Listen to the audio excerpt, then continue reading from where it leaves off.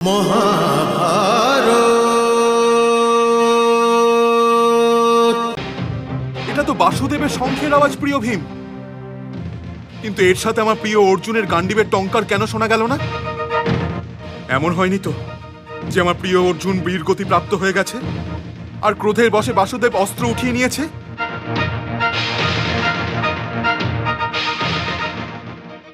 প্রিয় ভীম, তুমি যাও। ক্ষমা করবেন ভ্রাতাশ্রী, কিন্তু আপনার সুরক্ষা অর্জুনের সুরক্ষা থেকে অধিক প্রয়োজন।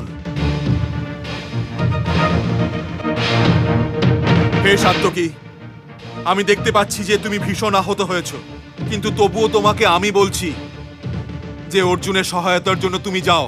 ছোট ভ্রাতার সাথে বাসুদেব আছেন ভ্রাতাশ্রী। তবুও সাত্যকী। আপনার আজ্ঞা শিরোধার্য মহারাজ, কিন্তু স্বয়ং কুন্তিপুত্র অর্জুনই আমাকে বলে গিয়েছিলেন, হে সাত্যকী, আমি না ফেরা পর্যন্ত ভ্রাতাশ্রীর কাছ থেকে কোথাও যাবে না।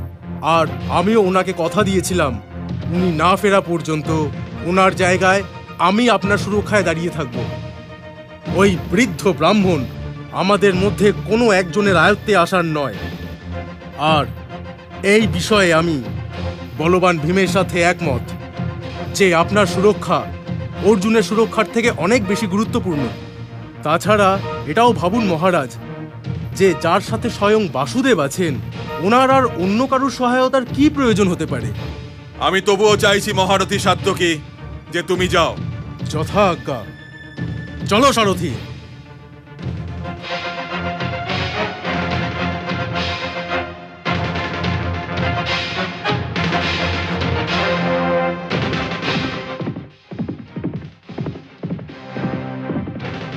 প্রধান সেনাপতির জয় হোক। কি সংবাদ নিয়ে এসেছো সৈনিক? সাত্যকী সেনাদল নিয়ে অর্জুনের সহায়তার জন্য এগিয়ে চলেছেন।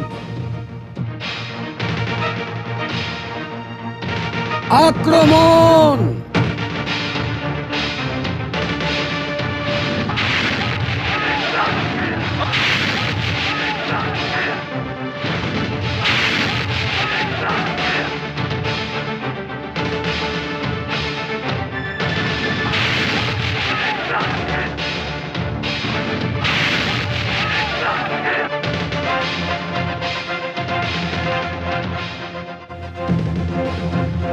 হে ভগবান, গান্ডীবের টঙ্কার শোনান।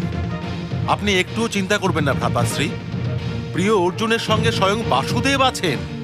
এটা তো আমিও জানি অনুজ, কিন্তু গান্ডীবের টঙ্কার কেন শুনতে পেলাম না? মহারথী সাত্যকী এখনো ফিরল না। হে প্রিয় ভীম, আমার চিন্তা ছাড়ো, অর্জুনের কাছে যাও। প্রিয় ভীম, অর্জুনের কাছে যাও। কিন্তু ভ্রাতাশ্রী, এটা তোমার জ্যেষ্ঠ ভ্রাতা আর তোমার রাজার আদেশ। যথা আজ্ঞা। হে পাঞ্চাল, এটা তো তুমি ভালোই জানো যে আচার্য দ্রোণ ভ্রাতাশ্রীকে বন্দী বানানোর সংকল্প নিয়ে এসেছেন, আর ভ্রাতাশ্রী আমাকে অর্জুনের সাহায্যের জন্য পাঠিয়ে দিচ্ছেন। আমি ওনার আজ্ঞা লঙ্ঘন করতে পারি না। এই জন্য ভ্রাতাশ্রী সুরক্ষা করা আপনার দায়িত্ব। আপনি চিন্তা করবেন না মেজ ভ্রাতা, জ্যেষ্ঠ ভ্রাতাশ্রীকে বন্দী বানানোর জন্য আচার্য দ্রোণকে আমার সব পার করে যেতে হবে। সারথি, এগিয়ে চলো।